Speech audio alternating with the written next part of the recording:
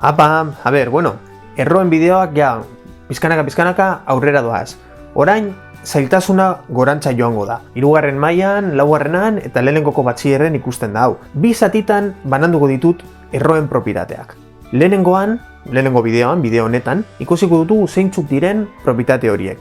Izena eta adibidea. Lehenengo propietatea eta adibidea. 2. propietatea adibidea. 3. propietatea adibidea. Horrela, 5 bitarrez. Eta horrengo bideoan, ikusiko ditugu ariketak propietate guztiak nahaztu. Hau da, ariketa bat jarriko dut, eta ariketa horretan, sartungo ditugu 3 proprietate, eta ia ze ateratzen den. Hori esan da. Bideo honetan ez naiz gehiago irtengo amaiera arte. Propietate guztiak zuzenean jarriko ditut. Bale, enei zari joango, lasai. Bai, bueno, ez dut uste ni atera behar naizenik berriro ere. Hori esan da, venga, oazen bideora. Az gaitezen. Zer da berretzaile modura jartzea? Bik, ze berretzaile du? Bat, ezta? Eta erroak ze maila? 2, ezta? Beraz, honela jarriko dugu. Barrukoaren berretzailea zati erroaren maila. Beste adibide bat. 5 ze berretzaile du? Bat, ezta? Orduan, 1 zati 3.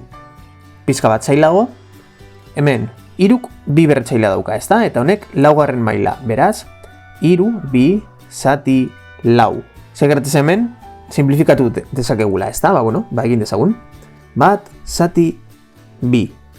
Beste bat, apur bat zailagoa. Orain arte ikusi dugun logika jarraituta egin genezake honela, ezta? 74 1 zati 3.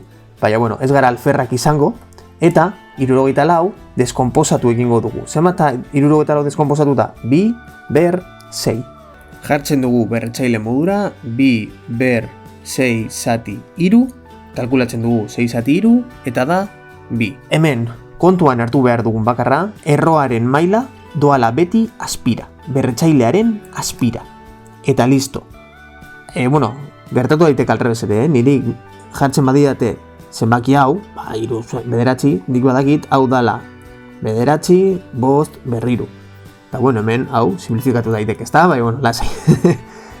Da listo, hori da bakarrik berretzaile modura jartzen. Ikus dezagun urrengo propietateak. 2 eta 3 alda batera ikusiko ditugu, oso antzekoak direlako. Lehenengokoa da biderketan. Zer gertatzen da biderketetan? Erroa bananduko dugu bien artean. Erroa doa 2rentzat eta 3rentzat. Beste adibide bat. Kasu honetan, zer gertatuko da? Hau eta hau alde batera eta hau beste aldera. A berriru eta B berriru. Hau kalkulatu dezakegu? Bai, ezta? Listo, kalkulatuta. Beste bat. Zatiketetan.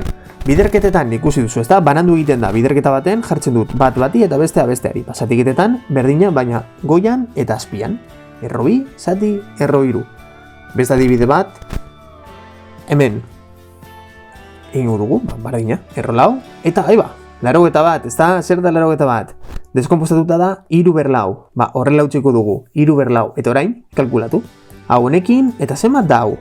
1 zati 3. Ez baduzu ondo ulertzen hau, ezta, 1 zenbakiarena, daukagu bideo bat non azaltzen dugun zer gertatzen den erroetan 1 zenbakia dugunean. Ikusi dezakezu eta listo, ikusi duzu ez dela oso zaila. Jarratzen dugu, ikusi ditugu, lehenengo propietatea 2. eta 3. Gelditzen da beste 2.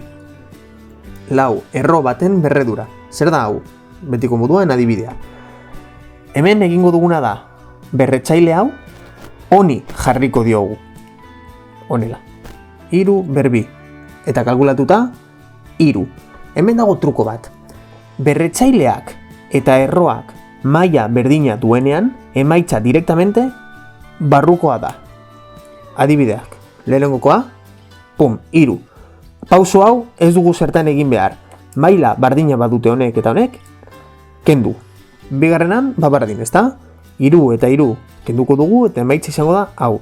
Kasu honetan, eta 3. kasuan ikusiko duzu zein den emaitza, ezta? 4 eta 4 kendu, emaitza 25. Beste adibide bat. 4, nora joango da? Ona, venga. A ber 4. Orain, hau eginda dago. Amaitu genezake honela ariketa, baina zerretarako ikasten gaude, gauzak aplikatzeko orain, sartu lehenengoko propietatea, lehen ikusi duguna. 4 zati 3. Hau honen aspira, ikusi duzue. Venga, beste adibide bat, apur bat zailagoa. 6 eta 2 zer egingo dugu euren artean? Biderkatu. A, berramabi. Jarriko dugu berretzaile modura eta simplifikatu. Oso erraz. Oso erraz. Joan apuntatzen guztia, bale? Propietate bat gelditzen da, 5. Erroen erroa. Zer gertatzen da erro baten barruan dugunean? Euren mailak alkarren artean biderkatuko direla. 4. Zergaitik? Bi bider bi. 4. Adibide zailago bat. 2 eta 3, zenbat izango da? 6. Beste bat. 4 eta 3, 12. Eta barruan A, 12. Kalkula daiteke A, bai, 12 eta 12 badoaz, A. Eta orain, adi azalduko dudanari. Zer egingo dugu hemen? 3 bider 3? Ezin dugu, 2 bat dugulako kanpoan. Beraz, 2 hori sartun behar dugu barrura. Nola? Apur bat pentsatzen badugu, nik badakit, erro 3, 3 berriruren emaitza, dala 3. Ezta? Beraz, sartu nahi badut 3 erro 3 baten barrura, 3rekin berretu beharko dut. Zer esan nahi du horrek? 2 ona sartzeko, honekin berretuko dut. 2 ber 3. Ikusten duzue? Orain bai, egin dezakegu biderketa, 9, eta listo, barruan utzi. Vale, ez pentsa, ez da zaila. Ikusi berriro bideoa, apur bat harin joan naiz, azkanean propietateak hauek dira. Oso harin azaltzen dira. Gauza da. Apur bat pentsatzen baduzu, hemen, zer daukagu biderketa bat, ezta? Zer ikusi dugu bigarren propietatean? Biderketetan, banandu daitezkeela zatiak, ezta? Egin dezakegu. Eta hemen, zer gertatzen da? Jarri dezakegula, honela. Hau ere bai, orain ikusiko zer gaitik esan dudan. Eta hau, simplifikatu daiteke. Bat, zati 3. Eta eta maitza izango da, hau, bider hau.